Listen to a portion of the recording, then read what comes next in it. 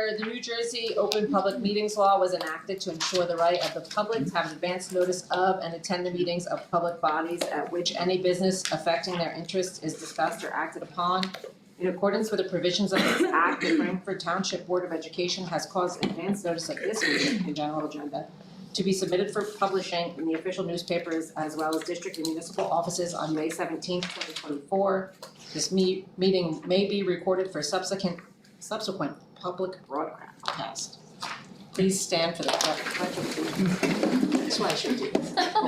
I pledge allegiance to the flag of the United States of America and to the republic for which it stands, one nation, under God, indivisible, with liberty and justice for all.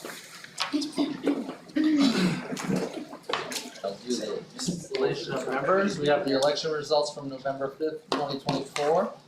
Congratulations to those who were elected, Chelsea, Mandy, and Caitlin. At this point, I was going to ask all the new members, including Chris Dexter, who's appointed for interim position, to stand and raise your right hand. And just repeat after me for your oaths. I state your name. I, Mandy Joust, Do solemnly swear do solemnly swear that I will support the Constitution of the United States that I will support the Constitution of the United and the States Constitution of the State of New Jersey, and the Constitution of the State of New Jersey, and that I will bear true faith and allegiance and that I will bear true faith and allegiance to the same and to the governments to the same and to the governments established in the United States and this state, established in the United States and this state, under the authority of the people, under the authority of the people, so help me God. so help me God. I Mandy Joust, do solemnly swear do solemnly swear that I possess the qualifications prescribed by law that I possess the qualifications prescribed by law for the office of member of a Board of Education. for the office of member of the Board of Education. I'm not disqualified as a voter I'm not disqualified as a voter pursuant to RS 19-4-1, pursuant to RS 19-4-1, and I will faithfully, impartially, and justly perform and I will faithfully, impartially, and justly perform all the duties of that office all the duties of that office according to the best of my ability, according to the best of my ability, so help me God. so help me God. Thank you very much. Welcome to the board.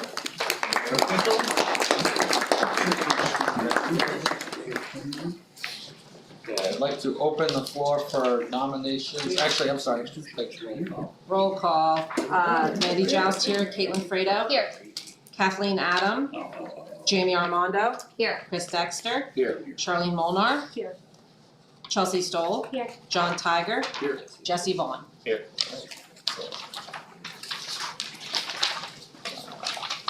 Okay, I'll open the floor for nominations for Board of Education President. Okay. Motion and a second. All in favor for Mandy Joust as President of the Board of Education? Aye. Nice have it. Aye. Mandy, I'll pass it over to you for nomination of Vice President. I'll accept nominations for the Board of Education Vice President. Caitlin? Second. Any other nominations? All in favor, say aye. Aye. Aye. That's it. That's it. Easy. We have a delegate appointment for the New Jersey School Boards Association. Would anybody like to be that? We'll get giddy at once. I'll do the county one. I know you're not there yet, but. All right, Kate Adam for the county. Anybody? Nobody does it. It's gonna- Sure, I'll do it. Oh, thanks, Jamie. You're I welcome. was gonna say, it's gonna be me.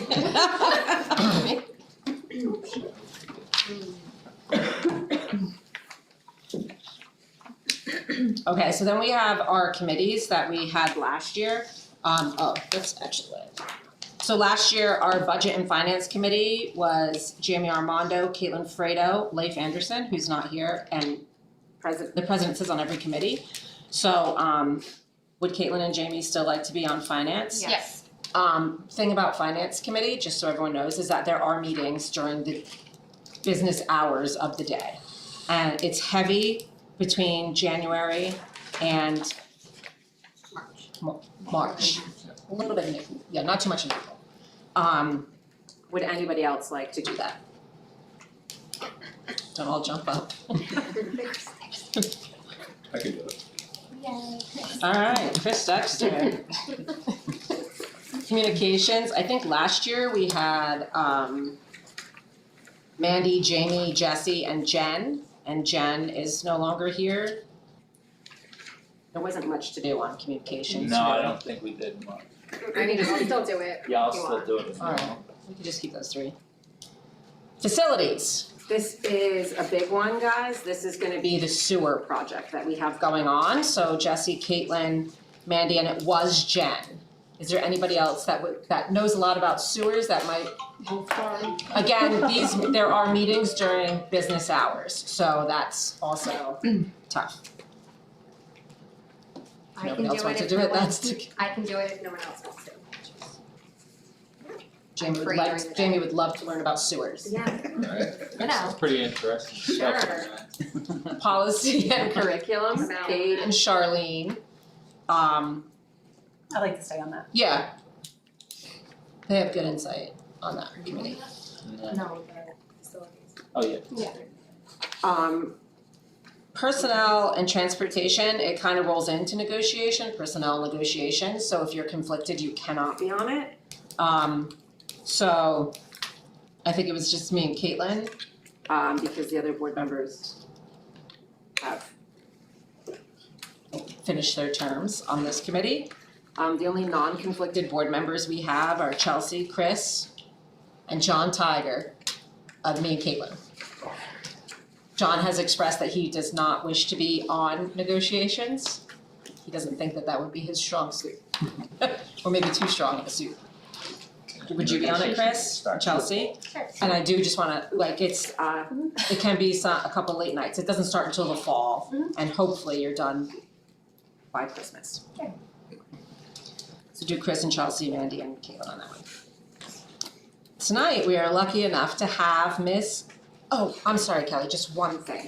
Yeah. Board members, if you checked your email today, you got a lovely goodbye letter from Jen Noust. So I just, I checked it earlier. yeah, you gotta see it, it's She did cute, this, like, she did a really nice job. So we just wish her well in whatever comes next in her path. She was a great board member with a good thoughtful process. So happy for her freedom of time. Jealous. So now we have our presentation. We're lucky enough to have Kelly Mitchell from the NJSBA. She's the field services representative, and she's going to do our annual review of ethics. Yes. So thank you all for having me today. I put in your packet, the Code of Ethics itself, an acknowledgement of receipt, so Chris might need you to sign that and I'll put that over to him. There's also a calendar that shows you as a board member each month, what you should be doing, so it keeps you like super organized. And then on the other side, you'll see that there's a presentation on roles and responsibilities. We're just doing that as a little refresher as part of the ethics presentation. So we'll go through the ethics presentation and then we'll go ahead and do some slides on the roles and responsibilities of a board member. When we go through this, you are required to have a discussion on the tenets of the Code of Ethics. So we will be going around the room and reading the tenets of the Code of Ethics. So just as a disclaimer, this is for informational purposes only. Certainly, if you need any legal advice, you would consult your board if you have any ethical violations. So when we talk about the ethics and the umbrella of the School Ethics Act, we talk about the respect and confidence of the people. And so we talk about how to avoid conduct that would be in violation of the public trust, and then also give the public a justifiable opinion that you are violating that trust. So this is a common theme throughout the code itself. And it's just something that as a board member, you should be very mindful of. So when the legislative intent of the act, they decided that we're going to go ahead and do this to ensure and preserve the public confidence. So that guides us and gives us those minimum standards in that code of ethics of how we should conduct ourselves as board members. And these are the provisions of the act itself. So you can see here that the board members themselves are under that provision of the code of ethics and the mandatory training. The code of ethics is just to the board itself. And that's why when we do superintendent searches, we're bound by the code, so we don't have any members of the public on those superintendent searches, like when you just went through that, because you're bound by the code of ethics and that confidentiality piece. And then all school officials have to be under the umbrella of the prohibited acts, and we'll talk about that as we go along. And then those fun little disclosures that you're going to need to fill out very soon. So the commission itself is 9 members, and there's 5 non-school officials, 2 school board members, and 2 school administrators. And it's all appointed by the governor. It's a 3-year term. Right now, there are 2 seats open for board members, so if that's something that you desire to sit on the Ethics Commission, which I would think is really compelling, it'd be kind of fun. You could go ahead and just get in touch with your legislator and just let them know that you're interested in doing that. But we do have 2 vacant seats right now. Now, those disclosures that we talked about, if you're a new board member, you'll need to do that in that first 30 days. If not, you have to have until April 30th to get that deadline in. The commission is really strict on this, so please make sure that you adhere by those deadlines, because otherwise they can stop your board service because of it. So very, very important. Good to know. The mandatory training, if you're a new board member, you have 90 days in order to get that governance training done. We're having a weekend in January, and we're also having a weekend in February. There's no cost to the district, and if you feel that you'd like to do that, it's really very comprehensive that weekend, and you get to know board members throughout the state. I think that it's a real benefit to hit the ground running very easily. But if you cannot go to that weekend, then you can do it online. We have a live virtual component, and then we also have one that's just online, and you could do it at your leisure. So you would get in touch with Chris, he's your VA, and he would set you up for that. Governance 2 is for that second year term, and that covers policy and finance. Governance 3 is the student achievement piece, and that's brand new, so it's super interesting all around that student achievement and labor relations. So if you're on negotiation, that'll be really interesting for you, so if you could get that done a little bit earlier. And then once you're re-elected or reappointed, so if you're coming back on the board, you do still have to take that governance 4 training, and that would be in the first year of your service for your new term. So any questions on this at all? Okay, good. So there's 2 components to the Ethics Commission and what they do. So there's an advisory opinion, and that's by any member of a school board or administrator. They can ask for an advisory opinion, and that's basically looking at, in the future, before something's done, would this be considered a possible violation of the code? So that's, you would submit that to the Ethics Commission, and they would come up with an opinion on that. And it would take 6 members to decide whether to make that public or not, that opinion. We have this fun little policeman on here, because a lot of times we get board members saying, well, the advisory opinions are just an opinion. And yes, it is an opinion, but when you think about it, if a police officer said, if you do this, you could be considered violating the law and becoming arrested or getting in trouble, you wouldn't go against that guidance. You wouldn't test that. So just be mindful of that yes, it's an advisory opinion, and it would consider, if you did do that, a possible violation. So just be mindful of that. So in your packet, I put some advisory opinions in there. I just, we don't have to read through all these, but I just want to talk about number 2, because that's going to come into play in a couple of slides. So participating, if you're a board member, can you participate in negotiations if your aunt is in the district at all? But not a member of the union.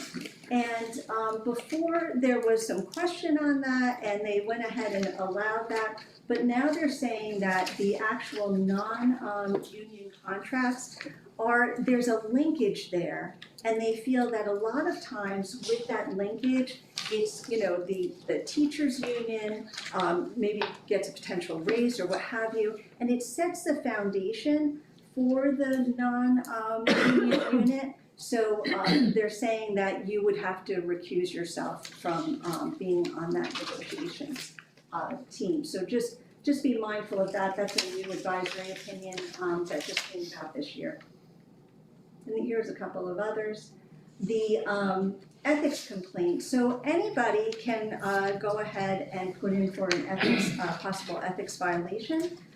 Any member of the public, they have a 180-day window for putting in that violation. And but they do have to give factual evidence, and we'll talk about what type of factual evidence in a couple of minutes.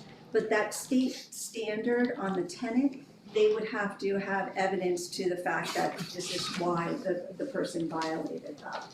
And also when the commission sits down to go over them, they're looking at it and saying, a reasonable person of the public, would they feel that they violated that code of ethics? So that's what they look for when they sit down to go over those complaints themselves.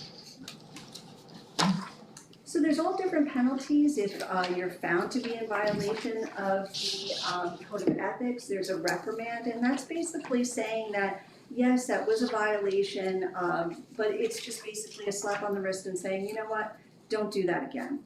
Then it goes down to censure, and that is something that is read at a public meeting. It's on the website for 30 days, and it's a formal letter that of disapproval of whatever violation that you did. Then there's a suspension, and that's for a certain amount of days. An example of that is we had a board member that decided that it was a good idea to do a blog, put all the proper disclaimers on there, did everything just about right, but then spoke poorly of a faculty member. And that was the violation. It was that content piece that became a violation. So that was a 6-month change of service and had that suspension there. And then there's a removal, that's for something quite large, that a violation. Somebody suspended on your board, you just run your board with one less person? Yeah. You don't fill a temporary vacancy? No. So these are the code of ethics and the tenets. So what we're going to do is go around the room, read them, and talk about a little bit about what they're all about. The standards piece, we don't need to read that, but I just wanted to point that to you because that's actually what the commission looks at when they're determining if there was a violation of that specific tenet. So just be mindful of that. That's in your packet as well. So we'll start with Charlene, if you don't mind, letter A.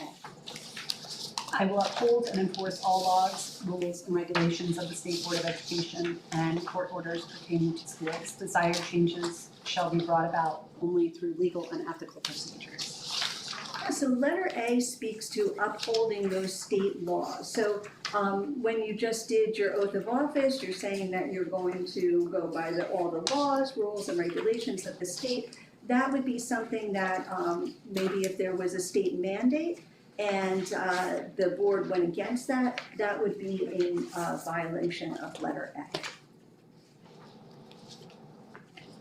B.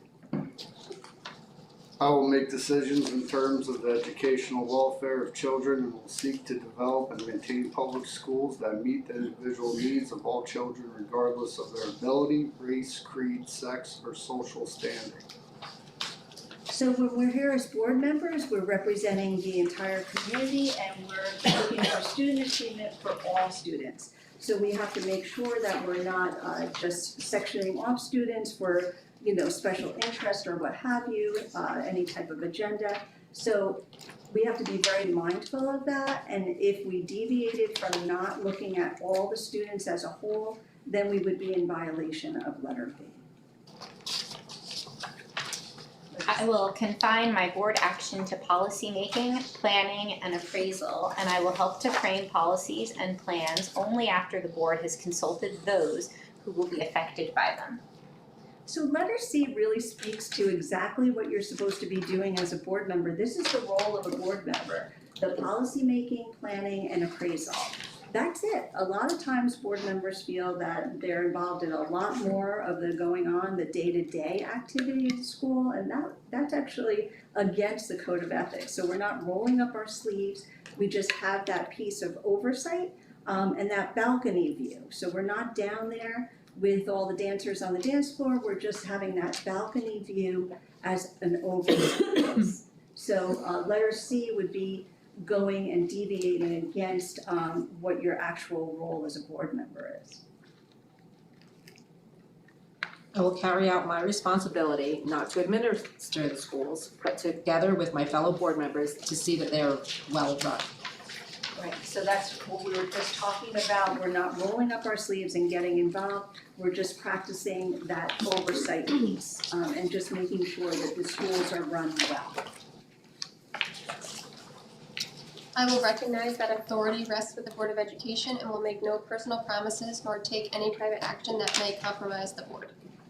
Yeah, so we see a lot of violations with letter E when a board member goes from campaign mode into board service and having that difficulty crossing that bridge. So a lot of times when you're running and you're campaigning, certain parties are supporting you and that's all well and good, but then once we become board members, we have to be very, very mindful that we can't make any personal promises and that you have no authority as an individual. The only authority that you have is as a board of the whole. So be very mindful of that, especially when community members will reach out to you and say, I'm having a problem with this or that. That's really a chain of command piece, and we have to be mindful that we're not making any personal promises that we're going to fix somebody's situation individually. So be very mindful of that with letter E. We have that quite often, and then there's a social media component to it as well that we'll talk about in a little bit that constantly causes a violation with letter E. I will refuse to surrender my independent judgment to special interest or partisan political groups or to use the schools for personal gain or for the gain of friends. Right, so when this is that same piece about the campaign mode and then becoming into board service is that where sometimes political parties will, support you in your campaign and, as board members, we represent all parties, all community members, and not just special interest groups. So make sure that you understand that it's nonpartisan, your board service, and please make sure that you understand that you're not supposed to be just one-sided with any special interest groups. I will hold confidential all matters pertaining to the schools which, if disclosed, would needlessly endure individuals or the schools. In all other matters, I will provide accurate information and, in concert with my fellow board members, interpret to the staff and the aspirations of the community for our school. So a lot of times we see violations with letter G is because when you go into executive session, sometimes board members feel that it's okay to discuss it with somebody that they trust outside of that room.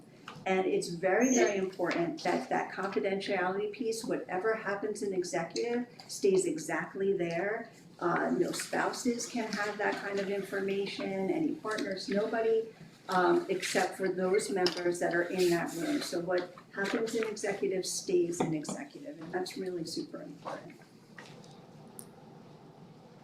I will vote to appoint the best qualified personnel available after consideration of the recommendation of the Chief Administrative Officer.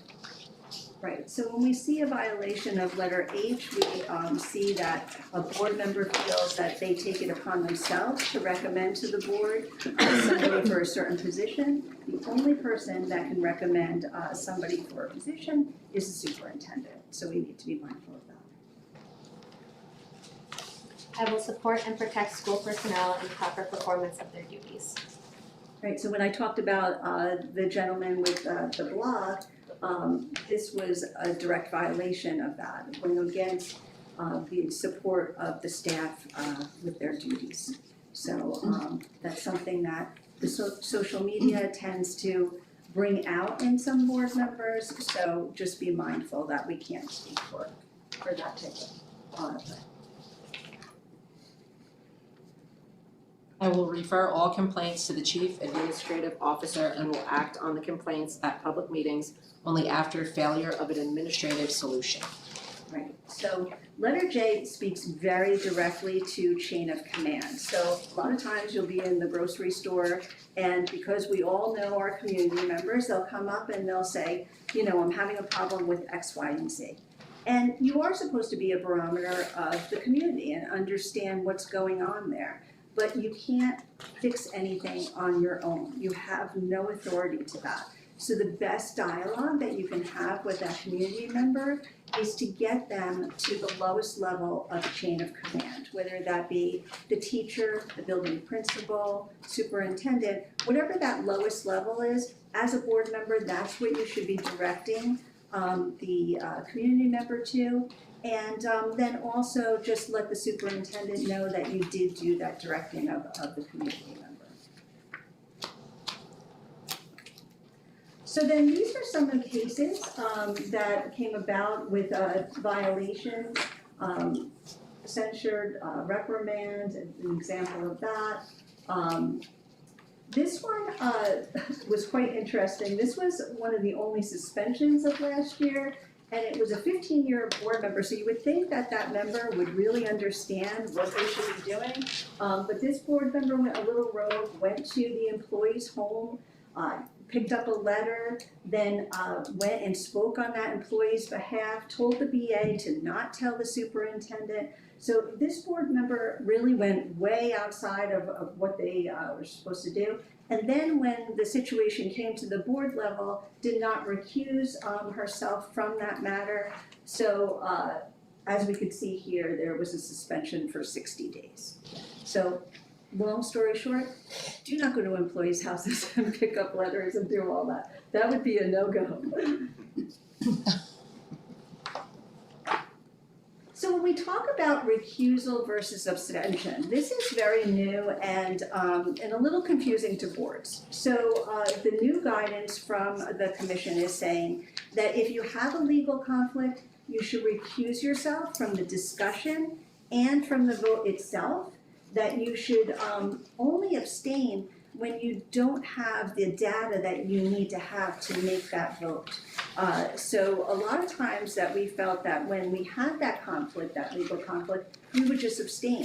But if you think about it, it's you were being part of the discussion and then abstaining, so you actually could be possibly skewing that vote. So what they're saying now is if you do have a legal conflict, to recuse yourself from discussion and from the vote itself. So this is new, and are there any questions on this? Because boards seem to struggle with that piece. At what point do you, when you say you recuse, if they're discussing something, I just say I'm recusing myself and don't say anything, or do I like leave, or? Yeah, so no, you don't have to leave. Some members feel comfortable going into the audience and just sitting there until that discussion is done, so it wouldn't seem like you were part of it, but you would just recuse yourself from that discussion. At what point, like, let's say that you were voting on maybe 7, recommendations at one time, you would ask for a motion to pull one so that you could recuse yourself for that one. Anybody else? No. I usually get a lot more questions on this slide. So you recuse yourself when there's any special interest in any way as far as business interest, conflict for like a professional activity, any type of financial gain that you could have from a vote, you would actually recuse yourself.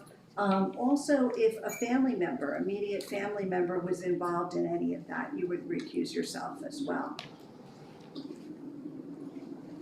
And then, of course, the benefit of, they just put this here so that you would understand what the definition of a benefit is. So it would be indirect or direct advantage, profit, privilege or gain to you financially or otherwise.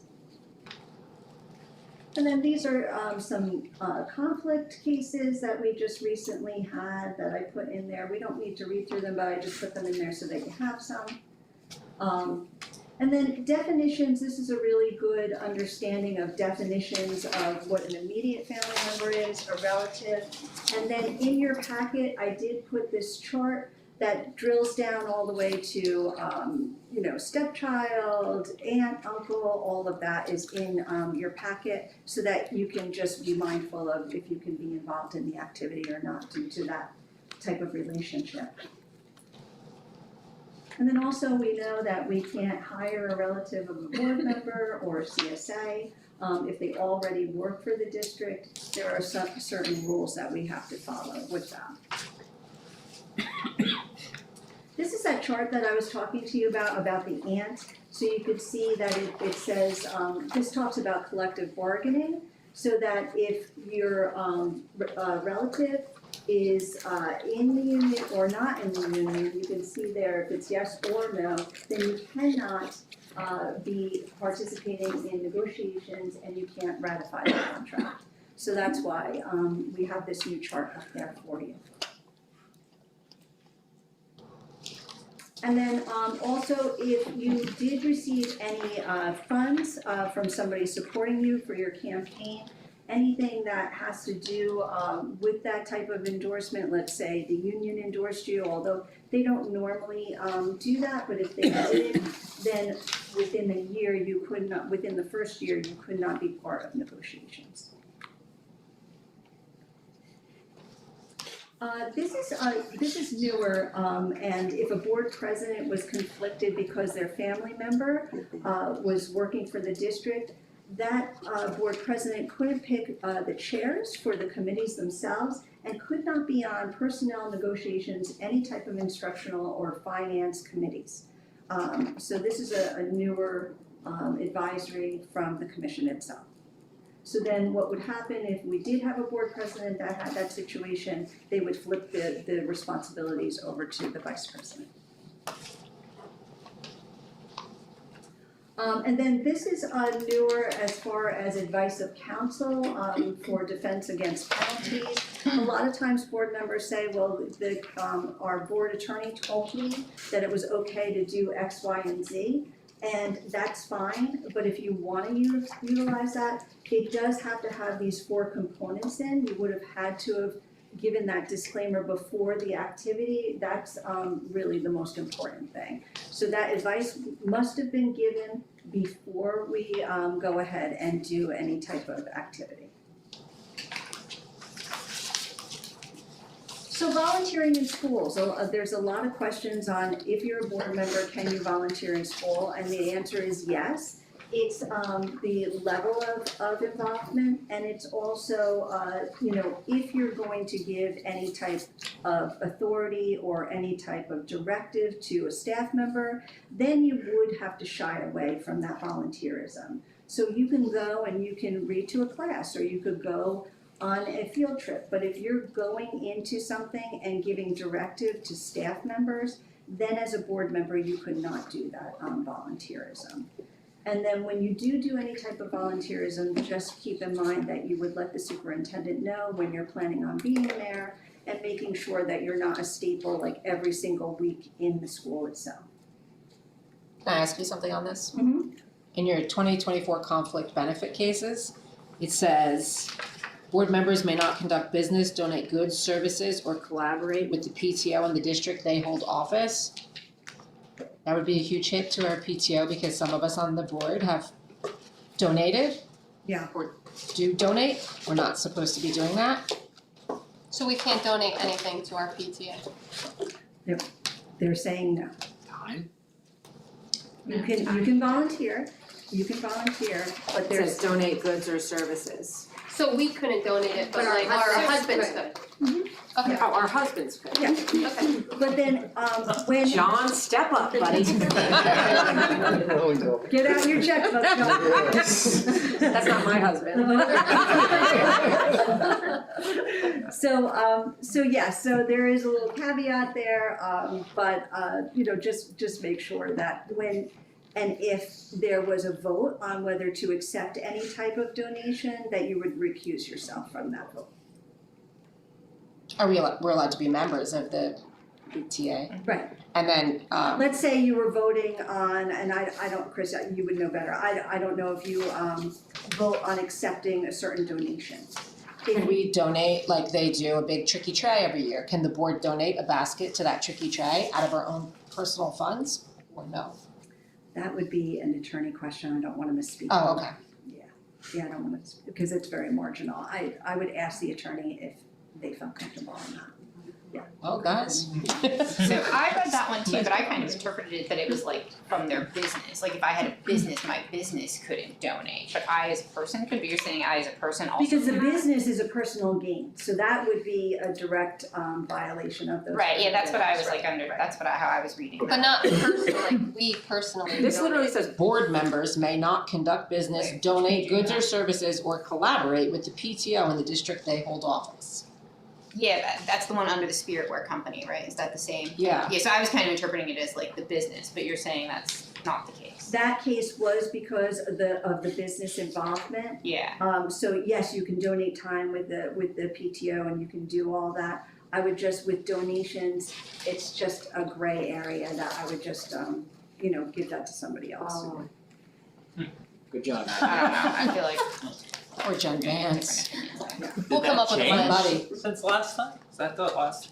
Actually, We asked that question last year, I do believe that we were told that last year too, because that's why like, we didn't do the playbill this year. We Right. tried to make that committee of like, maybe sending bagels in for Yeah. the teachers, like the one year the board bought fruit platters during physical fitness week for all the teachers. So I mean, like, that stopped, like, we're not, Right. we know we're not allowed to do that, the PTO has to do all that.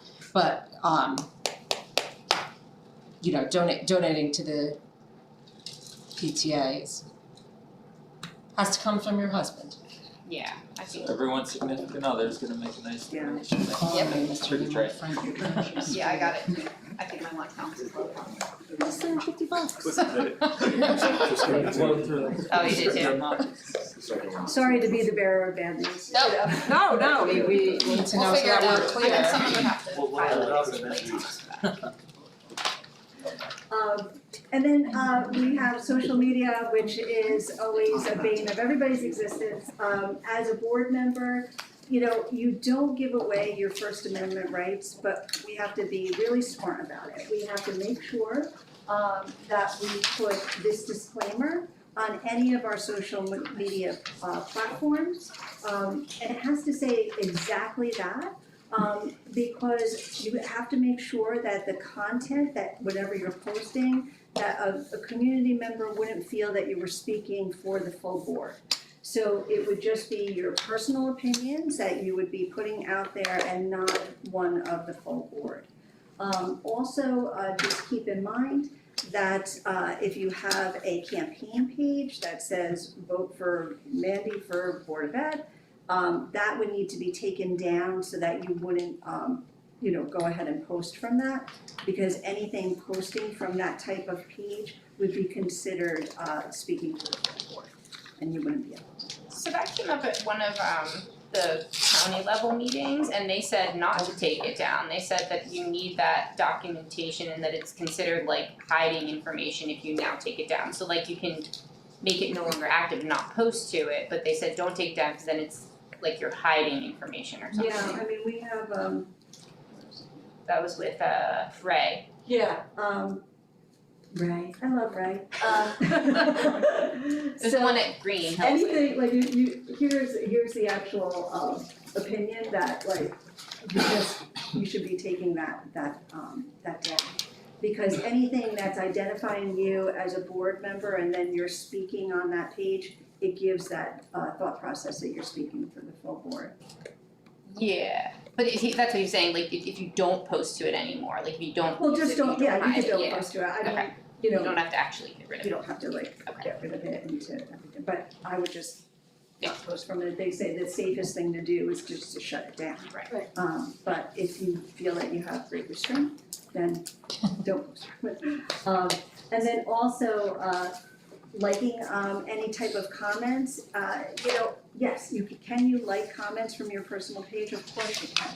But if you see something as highly political or something that you spoke to at the board table, I would shy away from liking, that comment or what have you.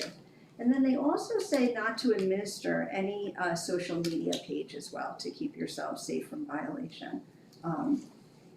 That is just something that they feel can cause a conflict there as well. Because you're basically allowing posts to go on, and if it was something that could potentially hurt the board, they say to not administer any pages themselves. So if I'm the director of athletics at High Point, you're suggesting not to run like the athletic page at High Point? That's what they're saying. The social media page.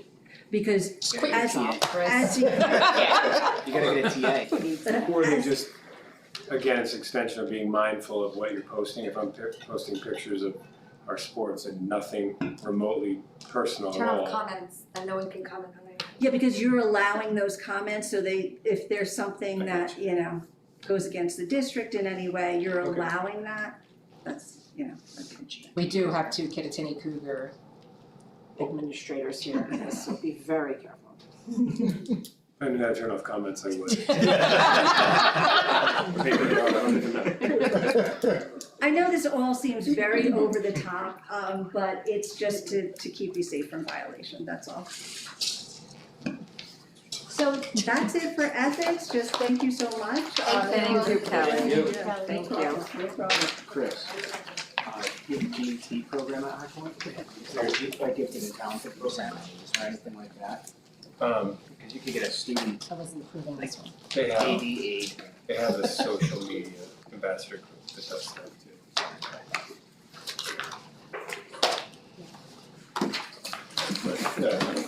Thank you, Kelly. Oh, my pleasure. So now that we've all gone over our ethics, we can welcome Chelsea Stoll to the board and Chris Dexter back to the board. We know he's an asset here. This month for recognition circle, I guess we didn't have anybody new. Just that Darren recently retired, so we put him On for May. right. In here. No heroes? No, the other one. Yeah. Sorry. Um, It's in the. no one's here for a student council update, right? Can we put them in? All right, superintendent and principal section. All right, so I'll just do a quick recap before we left, before the winter break. We had some great concerts. We had a 5th grade music concert. We had our 6th through 8th grade, chorus and band concert. We had our elementary school holiday sing. And then our last week leading into our break, we had a spirit week and even a fun Elf on the Shelf little competition for the kids. Good, that was good. So we already have plans and ideas for next winter, so we're very pumped. Next December can't come soon enough. Yes, spring, Oh, yeah, like yeah. Easter's coming. Mr. Spencer going up on his roof. That was a commitment. Yes, sign me up for And then one more thing I just wanted to bring to the board's attention, the snow day, and just a brief calendar discussion. So we've already used 2 emergency closing days for our 2 snow days. So originally, our last day of school was projected at June 16th. So currently, our last day of school would be June 18th, assuming we don't get any more, snow, which, will probably be highly unlikely. So just something to think about, because we'll also be butting up against the federal holiday on June 19th. So nothing for right now, but just something to, think about, What as does we. that do to graduation?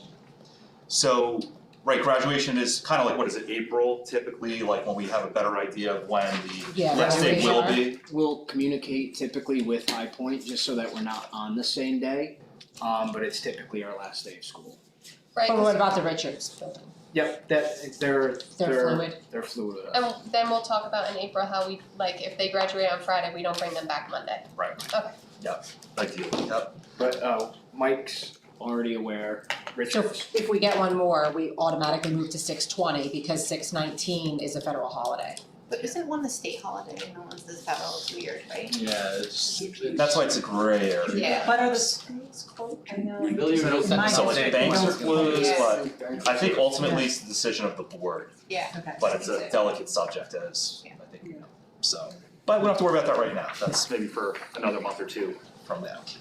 And then in turn, that pushes our marking period back 2 days, so now our second marking period will end on January 30th. So that's my update. Thank you. Awesome, so that brings us to public comment. Can I have a motion to open public comment? Motion. Second. Get that, Mr. Lassard? We have a 3-minute time limit per person, with a 30-minute max. Oh, I thought you were getting up, Mr. Fredo, because you had a comment. Not me. I'm just getting the paper.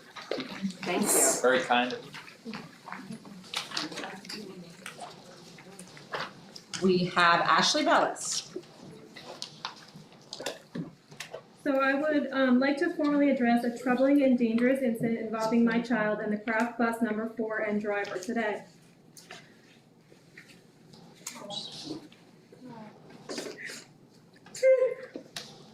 Today, my daughter came off the bus in tears because she was choked by another child on the bus. Other children witnessed this, and when they went to tell the bus driver, they were told to go sit down. This is now the 3rd time that there has been an issue with just my daughter, and I know there's other ones. Despite repeated attempts to resolve the situation, it has persisted with no meaningful intervention.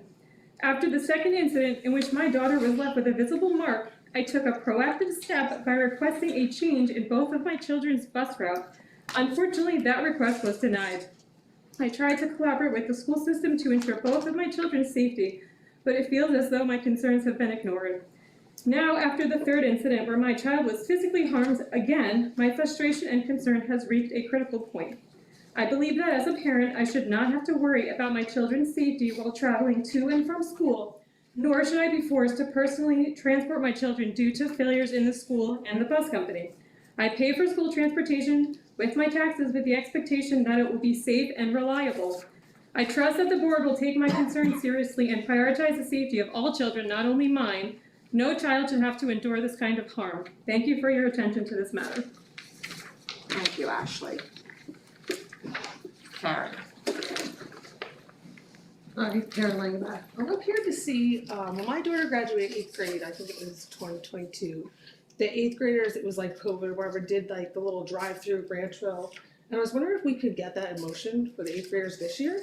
I can respond to Like that. not- So the reason that we didn't do that, and it's before Mr. Sylvester's time, I guess after graduation, I've been to graduation, I've never been to the after graduation.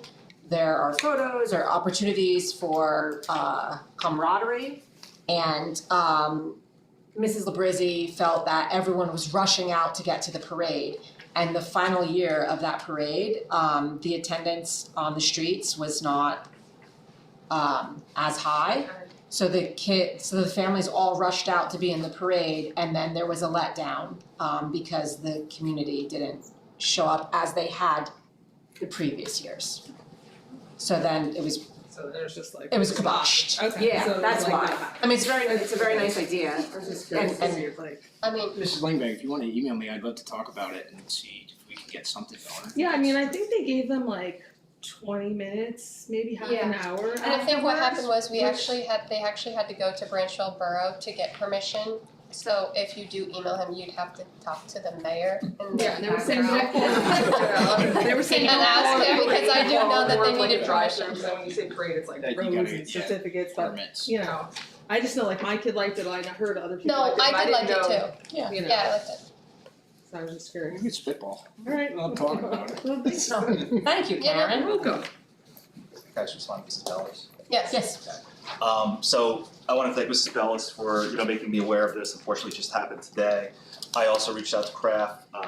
They told me that they're gonna send me over the video tomorrow morning, for my review. So I will be addressing it first thing tomorrow morning. Also, the last time, unfortunately, when you called, we did look into changing the routes, but our buses are just filled to capacity. Like 54 is we have 54 kids on each bus. So we did look into it. Ideally, if we could make it happen, we would have made it happen.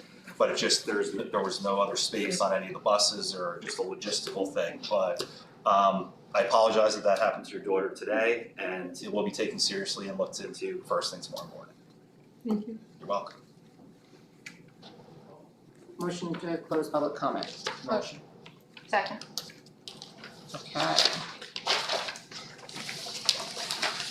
If anybody wanted to go home, now would be an appropriate time. I appreciate you watching this.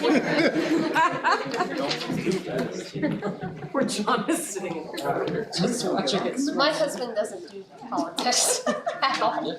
Neither do we, Caitlin. No. Communications and public relations, so we have some monthly activities in January. On the 13th, we have the special education parent advisory group meeting, which is on Zoom from 6:30 to 8. And the link was posted on our social medias, so that's. Oh, great, I saw that. Ready to go. Yeah. The 14th, there's the PTA meeting at 7 o'clock. The 15th, we have the High Point 8th grade open house. The 16th, the High Point Music and Art Celebration Night. The 20th, we're closed for Martin Luther King Jr. Day. The 24th, there'll be another PTA meeting at 7 p.m. in the library, and the 27th, we have the Board of Ed meeting. There are some policy and curriculum items that Kate Adam is the chair of. I haven't seen You could read them in the agenda. Mr. Lessard, is there any technology update, servers and it? Not major, this is part of the budget process, but what we are looking at over the next 2 years is we need to replace our servers as well as our network access points. Servers are about 9 years old, and the access points are about 5+. So we're trying to, for the access points, I'm trying to take advantage of 2 different funding cycles for E-rate because we are in the last year of a 5-year cycle, and we'll be starting a new 5-year cycle. So I'm trying to work the timing to get the most reimbursement possible at the end of next budget year to overlap. Anyhow, so we'll be discussing this as we go through the budget, but that's one of the big ticket items that is on the horizon, so that's the major update. Roof project update? Roof project is, at this point, we're kind of in a holding pattern, waiting for the spring. We're still waiting for the official change order to address the C-wing side of the firewall between the section that was just replaced, and we're trying to get that section sealed up, as well as taking as much advantage as possible of the ROD grant we have. The Department of Education was here just before the break to do the inspection of the work that has been done, so we've got our reimbursement coming for that. But otherwise, it's gonna be kind of sitting still idle until the spring comes along, where hopefully we can get this done over the break or in June. Right, and then the sewer project update, the facilities committee did meet with Mr. Lessard and Mr. Newman. When was that, December 14th or something, 13th? I guess it was just me and Jesse. Yeah. We're meeting with the mayors this later. And the 9th, we're meeting with the mayors. So there's, I believe in this packet, right, there's the approval for the, Yeah, for the study.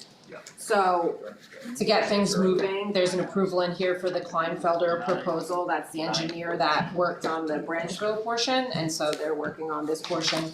They came out and spent time with Mr. Bansimer and Mr. Lessard. So in order to do our investigation of the tie-in for the sewer and the water, it's $50,400 that we had in a cap. We're Right. using capital reserve. We had in the capital reserve account. So that's money being spent, if approved. That does not include drawings or permitting or anything. This is just to get us to that point. budget planning calendar, Mr. Lasar? Yes, so every year I'm supposed to review the budget planning calendar, which I don't have to look at it necessarily, but I have it on page 21. Essentially, at this point, since when the budget is approved, I immediately start the following year's budget and I'm updating it throughout the year. And then in December, early January, we'll meet as the administration to kind of go line by line through the budget. Once that happens, then we get to the board committee to review. There'll be at least 2 board committee reviews, possibly 3. Then in the end of February, typically, the governor gives his budget address, and that's when they release the state aid information 2 days after. There is some talk that there's a potential for the governor to delay it, but there's always that talk every year, so usually though. I thought you were gonna say, give us a windfall. No, Make up for they're lost telling us the funds. best case scenario is to expect flat state funding. So $27,000? If we're lucky. If that. Yeah, last year we got a bump of 27 even though we lost 54, and that was because our special education population rose slightly. But they're saying, Do you know, tuition-based special education students help? I know we can't make money on them, but does that count in our formula? It'll help you in your first year, but it adjusts out, so that way your per pupil can't profit, it can't lose, so essentially what happens, it'll work, it'll help you in the first year, but if you ended up being more, you have to give that money back the following year, so it's kind of a wash for the most part. Okay. So it doesn't help, but it's not supposed to hurt either. So with that in mind, if the state aid is on time, there'll be no delay and we submit the budget by the 20th of March. And then we'll have the public If it's hearing. delayed, then does the county delay their expectation of us getting it to them by the 20th of March? No, not unless there's some significant delay.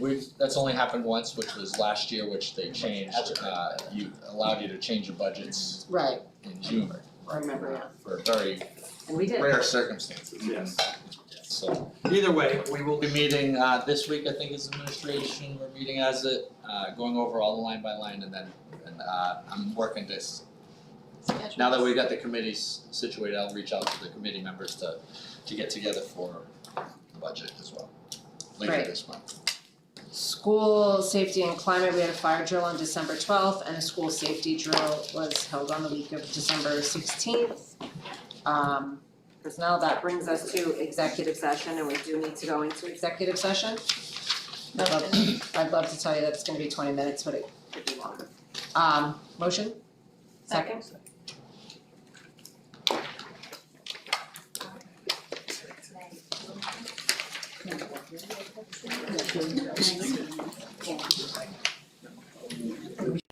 Upcoming weeks about the training as well They're as annoying, they're like starting to. the disclosures, those will be later this month. Is the level 3, is that a long one? No, it's No, they're all the the same. same, yeah, they're all the same. Thank you for sticking with us, The Mrs. second one's Fry. right. I hope You you have a wanna great talk public next comment time we next get a public comment or? Sure, I'll think of something. Alright, so we have the consent agenda next. Wow, Lake Hopatcong floating classroom for the 5th grade. That's cool. They always What is love it? that. They have I was a gonna good time on that. That's always a popular one. That's very cool. Call relation. Yeah, we should go on your boat, Jamie. Yeah. You just got a 5th class grade bond. on Jamie's boat. Oh, that's Yeah, wake surfing boat. That's Nicer boats. Learn to wake. Yeah, wake surfing. That Okay. would be fun. So, Listen, where are we? I'll do it. Where's your $20 for gas. Okay. Consent agenda goes all the way to page 8. Be it resolved that the Frankfurt Township Board of Education accept the recommendation of the superintendent of schools to approve the above identified regular agenda items numbered 2025, 01, 06, 03 through 2025, 01, 06, 24. Caitlin Fredo. Yes. We need a motion. Motion. Second. They were all gonna motion, Mr. Lasar. Caitlin Fredo. Yes. Jesse Vaughn. Yes. John Tiger. Do I need to abstain since I missed last meeting? We didn't. We didn't have. We didn't have one December. Same, yeah, the last. The snow helped December you was out there. canceled. Yes. Chelsea Stoll. John, you were there. I have to think 3 and 4, but Yeah, since 3 I and wasn't 4, cause actually, she yeah. wasn't here, yep. Charlene Molnar, Yes. Chris Dexter, I wasn't Same. saying it. yeah. Jamie Armando, Yes. Kate Adam, Yes. Mandy Joust, yes. That brings us to public comment, motion to open, Motion. second. Anybody wanna Mrs. talk? Fry, do you have anything to Anybody say? in the audience? Motion to close. You can just speak and say what a great job everyone's doing. Alright, so we have the other items. We might have this down. The other items for the good of the order, our next scheduled meeting actually is January 27th. Less than We left that from last We carried time. everything over. That's right. Forgot to update that. That's right, January 27th, anybody else have anything for the good of the order? I have a question. I was thinking about this, I don't even know if this is possible. When we do the calendar for the next school year, is there a way that we can build in snow days? So ironically, I have a draft calendar Okay. for next school year. So it's funny, because I've seen both ways, right? It's like smoke and mirrors. Right. So, I've done one with, 3 snow days built in, but in the end, like, you're gonna be, for our case, 181, Okay. 181. So, but I don't wanna put it out there yet, but my idea for next year, but let's just wait one more meeting. We Okay. don't wanna let everyone know. It's a really good idea, I'm very excited for it, but. He is everyone. What about, I was reading something too, I don't know if I understood it right or whatnot, but is there a way that we can go from days to hours? Like, is there something that requires that students are in school for so many hours instead of so many days? Cause there's a couple different states Yeah, going. the state I've heard mandate, that too, 180 days. Yeah, Yes. New Jersey State mandates mandates- 180 school days. So that's why in the middle on of the half country days, they're we doing go to just enough to get us Right. through, to Right. qualify 4 that as a hours. day. So we can't change. It's not hours, it's days. Alright. Yeah. It's like a half day is John, I counted. sent that to you, other states are adopting. Update Yeah. hours, yeah. And going to like a 4-day Alright. school week. Yeah, we with go times. 4 days too. Yeah. The California It's like a whole big thing, it's like a Midwest But the thing. days are longer. It's like a- You guys might really like It's like that. 12, and then you have the whole sports thing, because if you're in Yeah. school for 4 days, now you're getting out at like 4:30 or 5, whatever that Well, is. no, All right, we got one vote. Friday. Oh, yeah, Friday sports day. That's what I- I've got my own. Love it. Yeah, Sports Day Friday. Well, I think that's what the other states were doing was like adding hours, but they were going full weeks, but they're only going until like 1:30.